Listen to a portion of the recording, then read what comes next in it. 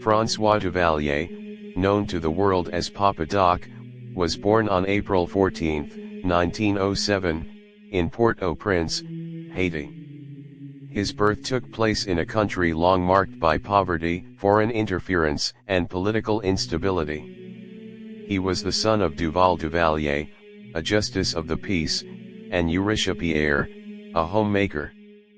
Despite being raised in modest circumstances, François displayed intelligence and discipline from an early age. His education distinguished him, and in a country where very few had access to higher learning, this would become one of his greatest assets. He attended the Lycée Pétion in Port-au-Prince and later went on to study medicine at the University of Haiti, graduating in 1934 with a degree in medicine. This earned him the title Dr. Duvalier in his community. As a doctor, he specialized in treating tropical diseases such as malaria and typhoid, which plagued rural areas of Haiti. He worked alongside United States health programs during the American occupation of Haiti, building his reputation as a dedicated and compassionate physician. His medical efforts earned him genuine admiration, and in many poor communities, he became seen as a savior. His involvement in public health missions also helped him travel through different parts of Haiti, where he came into contact with the realities of rural poverty, traditional beliefs, and the spiritual influence of voodoo. These encounters shaped his worldview, and in later years, he would blend his knowledge of medicine with manipulation of voodoo imagery to cement his rule. In the 1940s, François became involved in politics. He joined the government under President Dumarçais' time, serving as the director of the National Public Health Service. Later he became Minister of Health and Labor. During this period, he built important connections in politics and further strengthened his reputation as a man who cared for the poor. However, he also observed the corruption, rivalries, and foreign influence that ran through Haitian politics. When Estime was overthrown in a coup in 1950, François was forced to retreat from government service. By the 1950s, Haiti was once again engulfed in political turmoil. The ruling elites, military figures, and foreign powers, especially the United States, influenced the fate of the island nation. François Duvalier saw an opportunity to rise in this environment. Unlike other political figures who came from elite or military backgrounds, François projected himself as a man of the people, someone who understood the struggles of the poor majority. He cultivated an image of being deeply connected to Haitian traditions, including voodoo, and cleverly used this cultural symbolism to differentiate himself from rivals. In 1957, following years of unrest, elections were held. François Duvalier presented himself as the candidate of the common people, promising stability, economic reforms, and an end to corruption. His opponents underestimated him, viewing him as a harmless intellectual without strong military support. However, his connection to rural Haitians, his use of voodoo imagery, and his appeal to the black nationalist movement gave him a strong advantage. Against expectations, Duvalier won the presidency in 1957, marking the beginning of a regime that would transform Haiti for decades. Once in power, François Duvalier moved quickly to secure his position. He was well aware of Haiti's history of coups and foreign meddling. To eliminate threats, he purged the military and filled key positions with loyalists. He also created his infamous paramilitary force, the Tonton Macoute, officially known as the Militia of National Security Volunteers. This group operated outside the traditional military and police structures and answered only to Duvalier. Dressed in straw hats, sunglasses, and armed with machetes, the Tonton Macoute became the terrifying enforcers of his rule. They crushed dissent, spread fear, and carried out assassinations. Duvalier also mastered the art of psychological control. He associated himself with voodoo, presenting himself as a mystical leader who could not be challenged. He adopted the nickname Papa Doc, presenting himself as both father of the nation and protector of the people. He often appeared in public dressed in black suits and dark glasses, cultivating an aura of mystery. Many Haitians came to believe that opposing him meant risking spiritual as well as physical destruction. Economically, Duvalier promised development, but his regime was marked by corruption, mismanagement, and increasing poverty. Foreign aid, especially from the United States, flowed into Haiti during the early years of his rule, as he aligned himself against communism in the context of the Cold War. However, much of this aid was diverted into his personal fortune and to strengthen his power base. Infrastructure projects were minimal, schools were underfunded, and health services deteriorated. Despite this, he did achieve some success in consolidating Haitian nationalism. He reduced the influence of the mulatto elite, who had historically dominated Haiti's politics and economy, and instead placed black Haitians in key government positions. This shift gained him genuine support among segments of the population who saw him as a symbol of empowerment. Papa Doc, however, ruled through terror more than through genuine progress. Opposition figures were exiled, imprisoned, or killed. Newspapers were censored, and fear became part of daily life. His Tonton Macoute militia operated with impunity, spreading horror throughout the countryside. Families lived in silence, terrified of speaking against the regime, as even a whisper could lead to death. By the 1960s, Duvalier had tightened his grip on power to an extraordinary degree.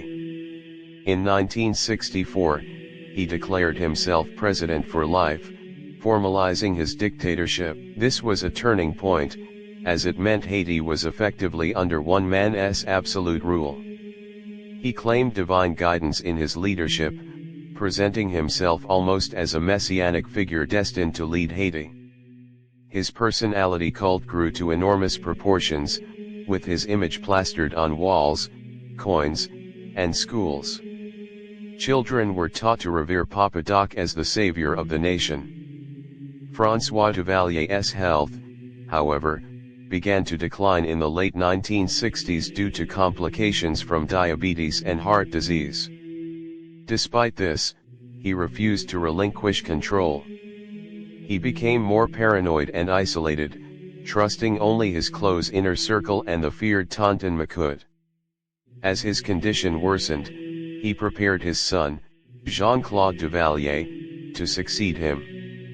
This was unprecedented in Haitian history, as power had never been passed through a family line before.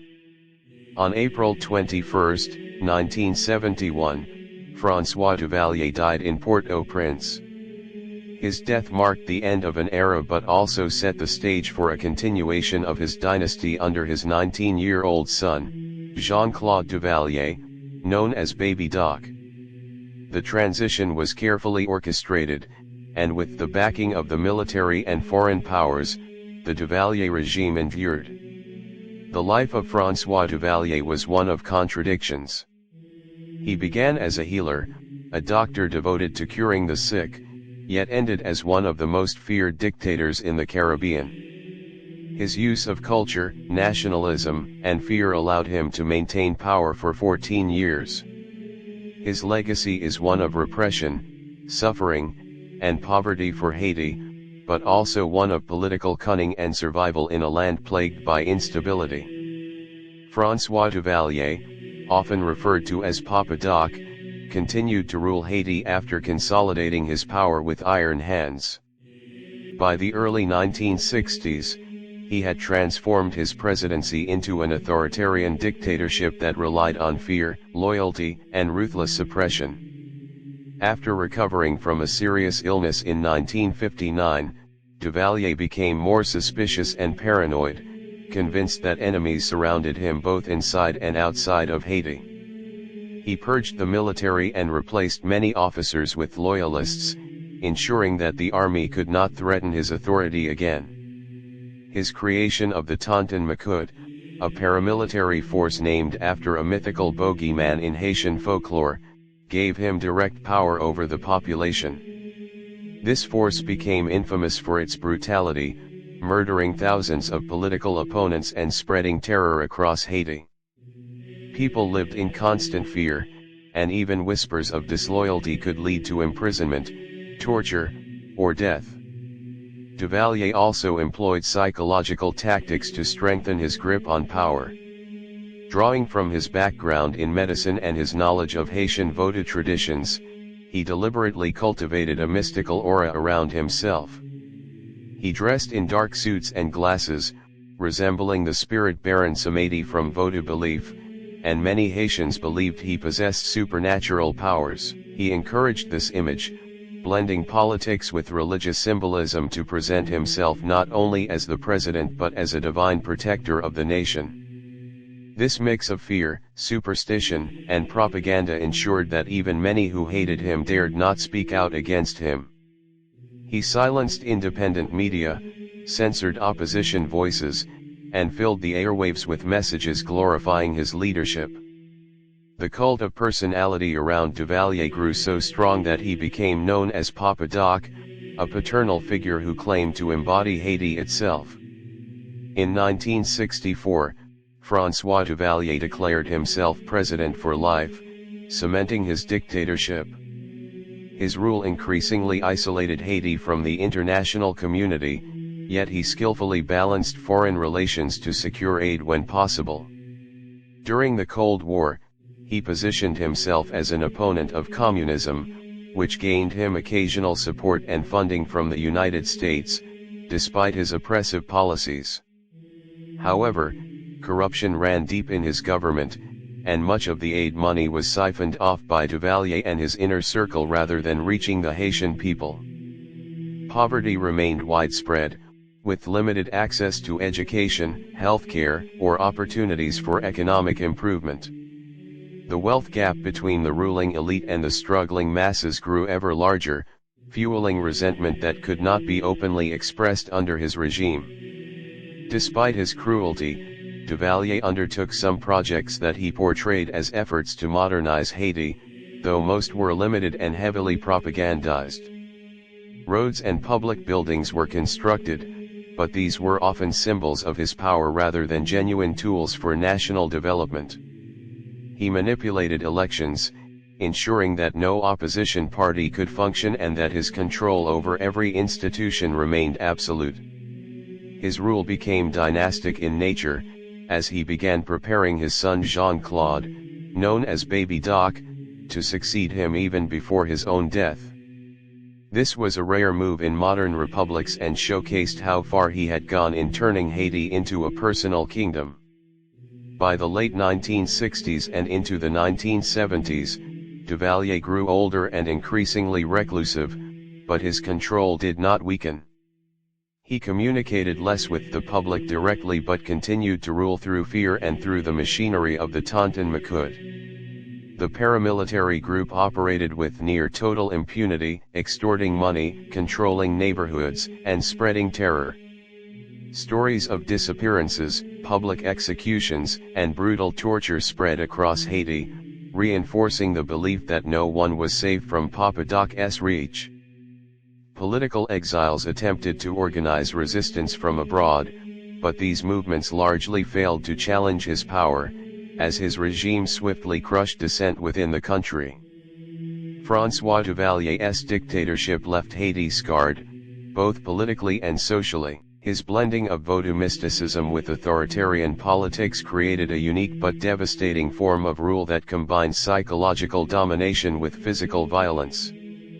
His reign entrenched corruption, undermined institutions, and normalized political terror as a way of life in Haiti.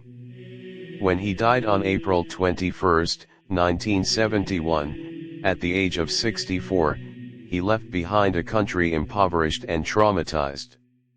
True to his plan, he was succeeded by his son Jean-Claude Duvalier, who inherited the title of president for life at the age of 19. This transition marked the continuation of the Duvalier dynasty, ensuring that the shadow of Papa Doc would loom over Haiti long after his death. François Duvalier's legacy remains deeply controversial. To some, he represented stability in a historically turbulent nation, using fear to maintain order. To most, however, he is remembered as one of the most ruthless dictators in the Caribbean, a man who exploited tradition, faith, and terror to maintain his hold on power. His life demonstrated how absolute power, once gained, could be preserved through calculated cruelty, manipulation of culture, and relentless suppression of opposition. Even in death, the memory of Papa Doc continued to define Haiti's political history, shaping both the fate of his family and the destiny of the nation he ruled for 14 long years.